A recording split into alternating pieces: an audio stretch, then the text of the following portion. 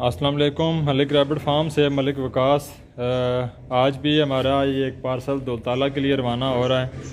हमारे एक भाई आए हैं जो कि 100 पीस का ऑर्डर है जिनका, और वो लेके जा रहे हैं दौलताला के लिए।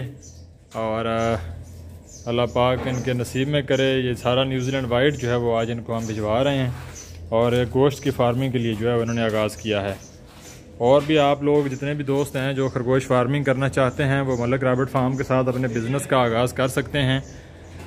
मलिक रैबिट फार्म पाकिस्तान का वाहिद international standard commercial rabbit farm है जो आपको मुकम्मल ट्रेनिंग प्रोवाइड करता है, और इसके साथ साथ आपको प्योर ब्लड लाइन भी प्रोवाइड करता है। व्हाट्सएप का नंबर जो है वो हमने इसके ऊपर स्क्रीन पे दिया हुआ है। जो दोस्त भी काम करना चाहता है वो हमारे व्हाट्सएप पे रब्ता कर सकता है। इसके अलावा New Zealand white breed, fancy breed, Holland blue eyes, chequered giant, हर तरह की खूबसूरत से खूबसूरत ब्रीड जो है वो हमारे फार्म पर अवेलेबल है। बहुत शुक्रिया। अल्लाह हाफिज़।